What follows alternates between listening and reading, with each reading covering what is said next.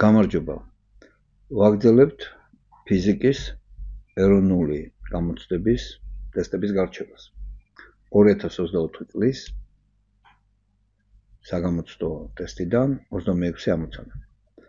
განსაზღვრეთ, როგორ იცვლება მოცემული მასის იდეალური აირის აბსოლუტური ტემპერატურა, თუ მოცულობის 16 ჯერ გაზრდისას, ისი მდგომარეობის ცვლილებისას მუდმივი რჩება მოცულობის და წნევის კვადრატის ნამრავლი.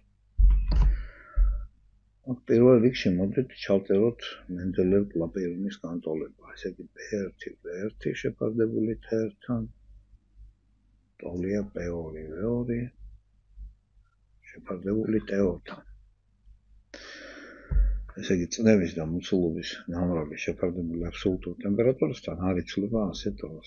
აქ ჩვენ პირობის თანახმად გვაქვს, რომ V გამომრავლო P კვადრატზე არის კონსტანტა. ეს არის მუდმივი. ეს ახლა როგორ შეიძლება რომ გამოვსახოთ, ხო?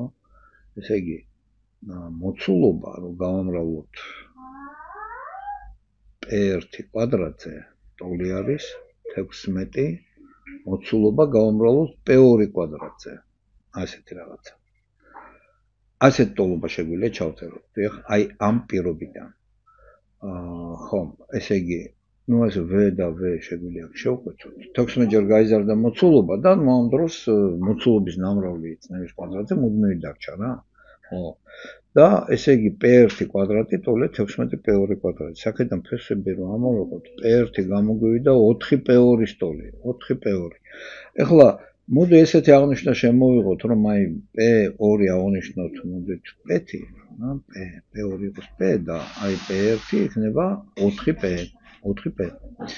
ხო და ეხლა უკვე მენდელევ-კლაპეირონის განტოლებაში ეს გავითვალისწინოთ რა. ესე იგი 4P გავამრავლოთ V-ზე შეფარდებული T1-თან ტოლია. P გავამრავლოთ 16 V-ზე შეფარდებული T2-თან. ჩვენ გვინდა T2 T1 შეფარდება.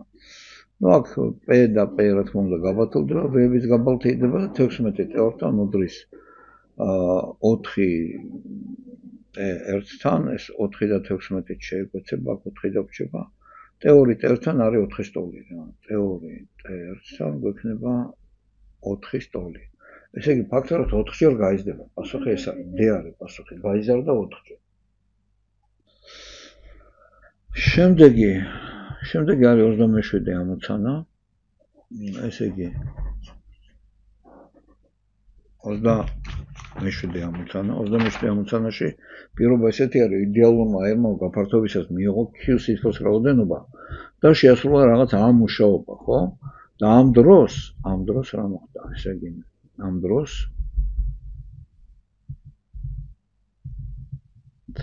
აირის აბსოლუტური ტემპერატურა K-ჯერ გაიზარდა. T იყო და T გახდა რა. ისი ტოლი იყო აირის საწყისი შინაგანი ენერგია. იდეალური აირის შინაგანი ენერგია აბსოლუტური ტემპერატურის პირდაპირპროპორციულია. ესე იგი, რამდენჯერად გაიზარდა იდეალური აირის ტემპერატურა, იმდენჯერ გაიზარდა შინაგანი ენერგია.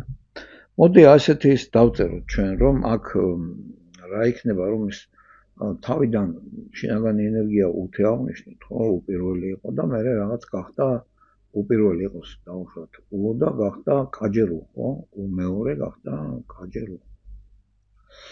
შინაგანი ენერგიის ცვლილება დელტა-U, დელტა ნიშნავს ცვლილებას, ხო? ესე იგი საბოლოოს უნდა გამოვაკლო საწყისი. K-ჯერ U-ს უნდა გამოვაკლო U, ხო?